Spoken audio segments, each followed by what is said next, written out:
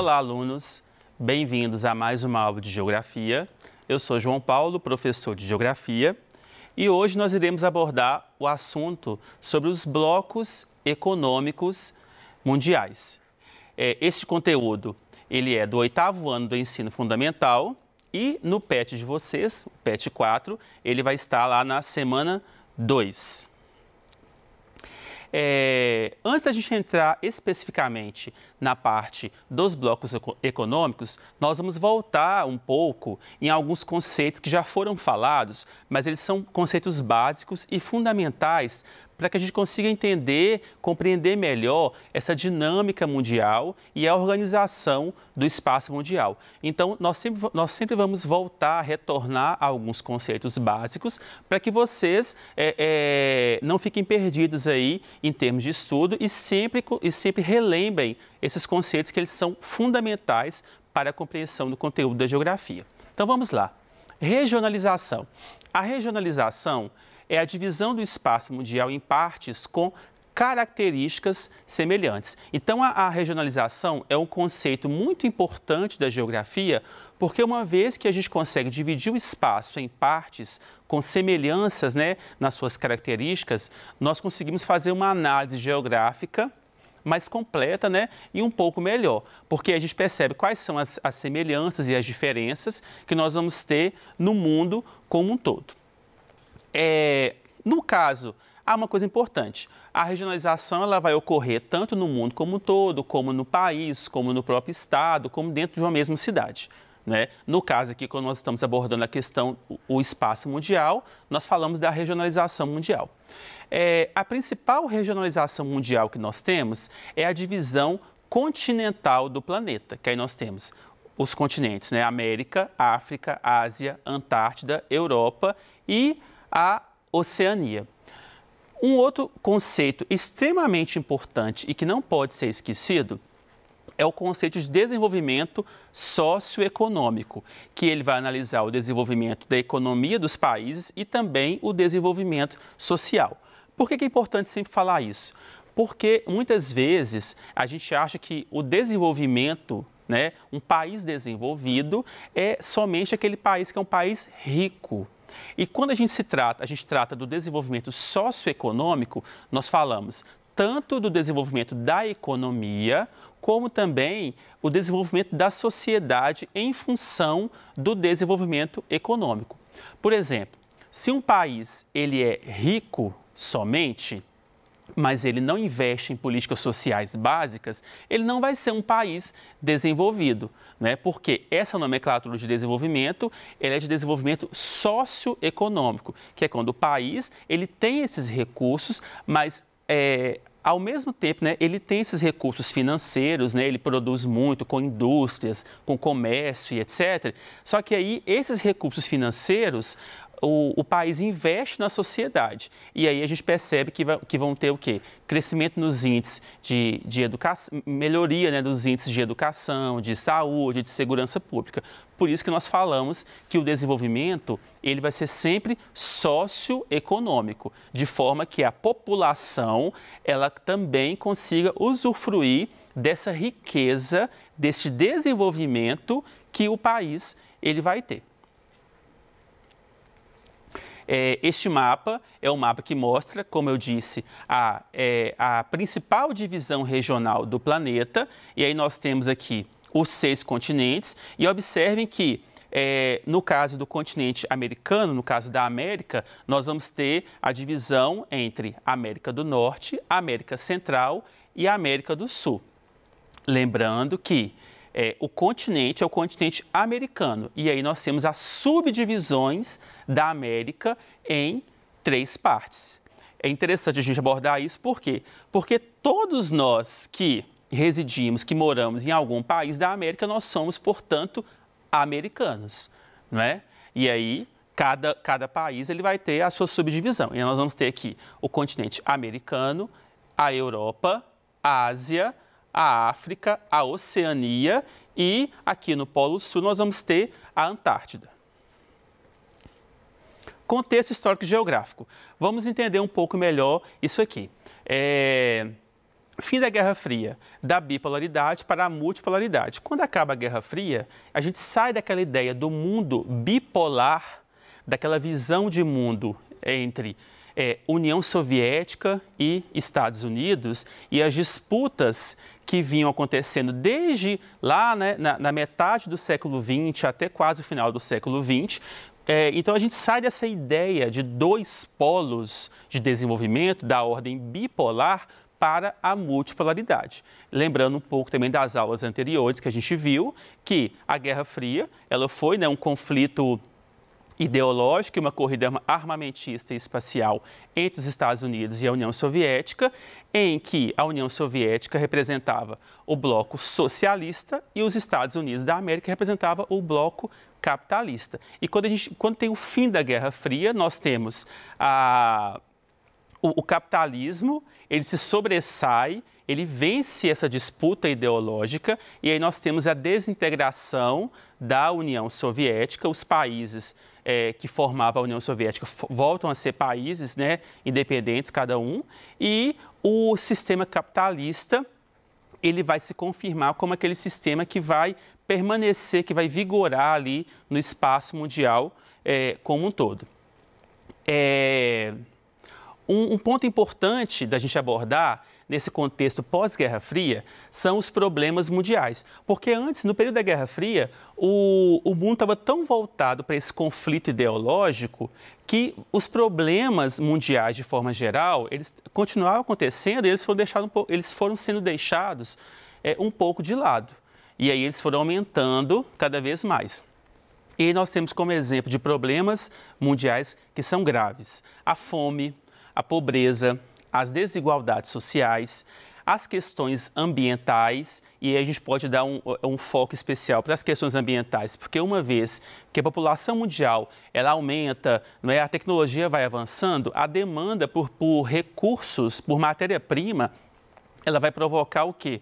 Uma utilização ainda maior desses recursos naturais. E aí nós vamos ter problemas ambientais graves aí. Então, esses problemas mundiais, eles passam a ocupar o cenário mundial, não é? Então, a partir do momento que nós saímos daquela ideia da bipolaridade, os problemas mundiais, eles se evidenciam, eles surgem mesmo, né? Eles tomam uma posição de destaque no planeta e eles necessitam de uma solução urgente, né? Porque são problemas graves que se não fossem solucionados ou pensassem em soluções para esses problemas, cada vez mais eles iam se tornar mais graves e aí a gente poderia chegar no colapso mundial como um todo. E com base, né, na análise desses problemas mundiais, dessas questões aí, internacionais que foi sendo observado ao longo do tempo e na medida que esses problemas foram ficando mais graves, a gente tem o quê? O crescimento, né, e o aparecimento de grandes e importantes organizações mundiais. Algumas delas já existiam desde antes, algumas passaram a existir a partir desse momento, só que a gente percebe que essas organizações mundiais, internacionais, elas tomam forma, né, e elas passam a ser mais presentes e atuantes no contexto mundial. O que são organizações mundiais? São organismos que têm por objetivo atuarem nos inúmeros contextos mundiais. Então, nós vamos ter organizações mundiais que vão atuar nas questões sociais, nas questões políticas, nas questões econômicas, ambientais, dentre outros. Então, a gente pode pensar da seguinte forma: o mundo ele tem inúmeros problemas. E a partir desses problemas foram criadas o quê? Essas organizações, para quê? Para buscar uma solução para estes problemas. E aí, essas organizações, elas vão ter uma atuação tanto dentro de países como também entre países. Por exemplo, se a gente tem um problema político, né, entre governos de países distintos, o que isso vai gerar? Né? Se a gente tem problemas entre países distintos, esses problemas, para que eles sejam solucionados, um terceiro ator, né, ele tem que entrar em cena nesse momento. E é aí que vai entrar o quê? As organizações internacionais. Uma vez que os países não consigam resolver esses problemas, então esses organismos internacionais vão entrar para buscar a solução desses problemas. E essas organizações, elas envolvem inúmeros países de acordo com seus objetivos específicos. Essa imagem aqui, ela mostra, né, várias organizações internacionais que nós vamos ter aí, muitas delas ligadas à ONU, né, que nós vamos falar daqui a pouco, que é uma organização importantíssima no contexto mundial. Então, vamos lá. Nós enumeramos aqui algumas organizações importantes. Primeiramente, a ONU, que vai ser a Organização das Nações Unidas. O objetivo da ONU é manter a paz mundial e a segurança internacional. É uma organização que ela já existia mesmo no período da Guerra Fria, não é?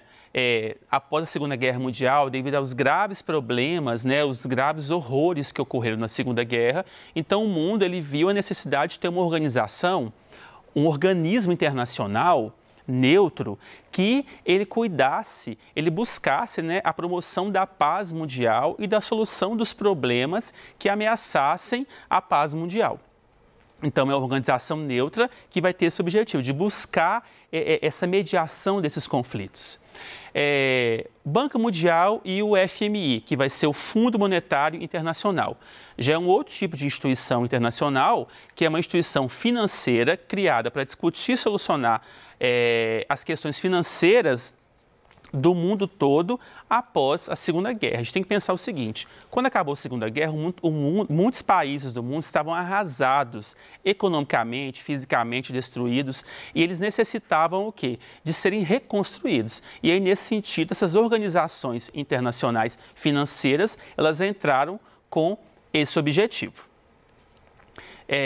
E nós temos também a OTAN, que é a Organização do Tratado do Atlântico Norte, que foi uma organização militar criada na Guerra Fria, durante a Guerra Fria, para fortalecer o bloco capitalista estadunidense frente aos avanços socialistas soviéticos.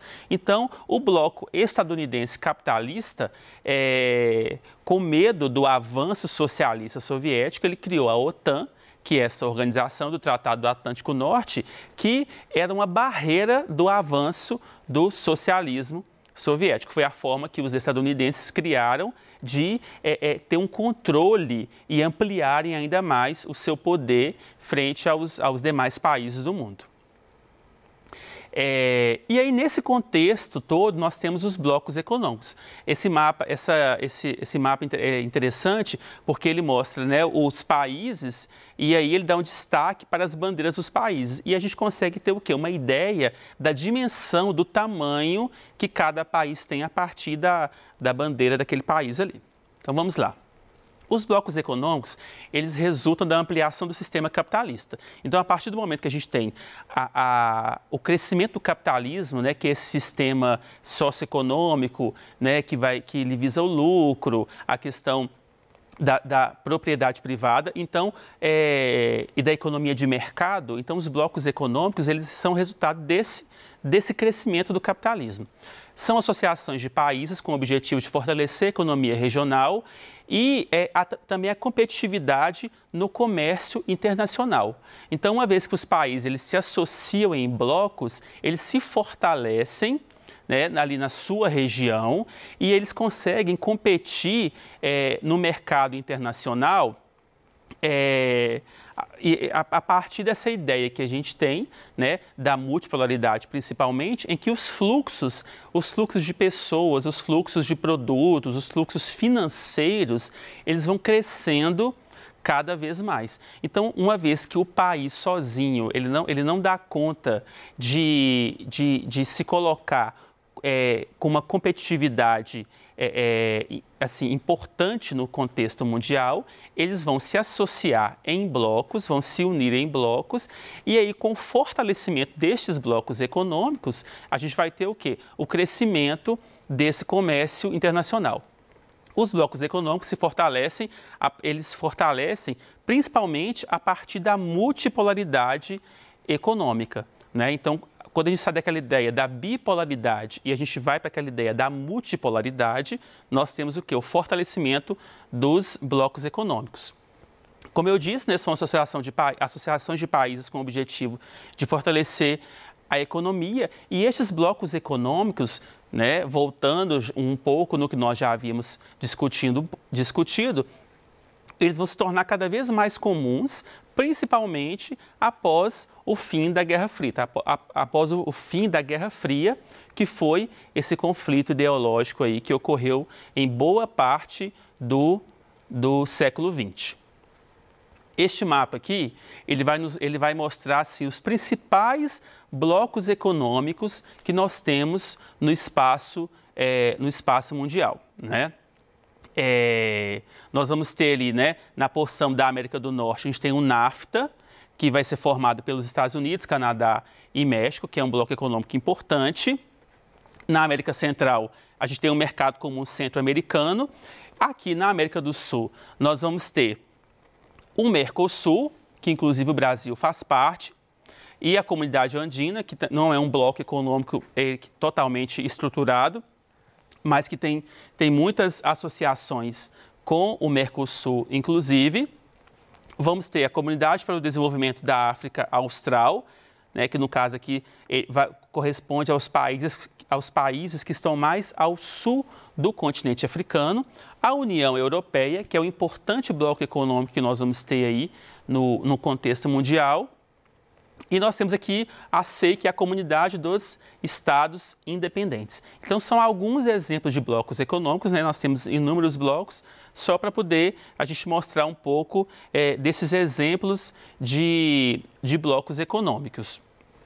E a gente percebe uma coisa importante, aí voltando a alguns conceitos fundamentais de geopolítica, que a classificação dos países, né, a classificação socioeconômica dos países, ela é importante, inclusive na formação desses blocos econômicos. E aí nós vamos voltar um pouco aí nesses conceitos que são fundamentais, que nós temos aqui os países desenvolvidos, os países subdesenvolvidos e os países emergentes. Os países desenvolvidos, como nós já vimos, são aqueles países que eles possuem um domínio econômico e tecnológico bastante elevado, enquanto os países que são subdesenvolvidos são aqueles países que eles dependem economicamente e tecnologicamente dos países desenvolvidos. E o grupo de países emergentes vão ser aqueles países que eles estão em processo de desenvolvimento. Hoje em dia, a gente costuma sempre falar o seguinte, esse termo subdesenvolvido vai chegar uma hora que ele vai cair um pouco em desuso, só que nos livros didáticos, né, nos materiais, ele ainda está presente, porque a gente tem que entender que todo país ele está em processo de desenvolvimento socioeconômico. Né?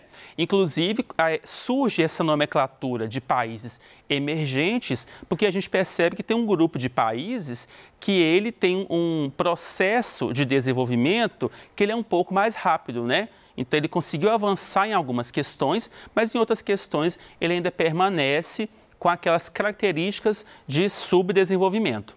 E a gente percebe justamente que a formação dos blocos econômicos vai ter uma relação direta neste contexto aí mundial, né? Um conceito importantíssimo que a gente não pode esquecer nessa análise geopolítica atual é o conceito da globalização, que vai ser essa integração mundial promovida pelos meios de comunicação. E uma relação da globalização com os blocos econômicos é justamente isso, porque o processo de globalização, devido à questão do avanço tecnológico, dentre outros, ele vai favorecer o comércio internacional. E este comércio internacional, ele vai ser justamente o motor de crescimento, né, que vai movimentar aí esses blocos econômicos. E aí nós temos as transnacionais, as multinacionais, que são as empresas que se espalham pelo mundo em busca de ampliar o seu mercado consumidor. E os blocos econômicos favorecem bastante este processo.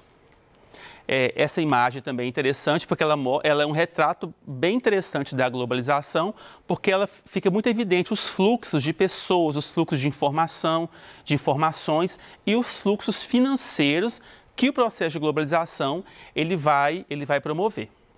E essa imagem também, que nós já até vimos em aulas anteriores, que ela vai mostrar justamente o que é as áreas de influência, né? E essas áreas de influência, elas também vão ter uma uma relação muito forte com a formação destes blocos econômicos, porque o comércio internacional ele vai ser favorecido muitas vezes por essas áreas de influência. Então, por hoje é só. Até a próxima aula. Estudem bastante, não deixem de ler e, principalmente, fiquem em casa. Até a próxima aula.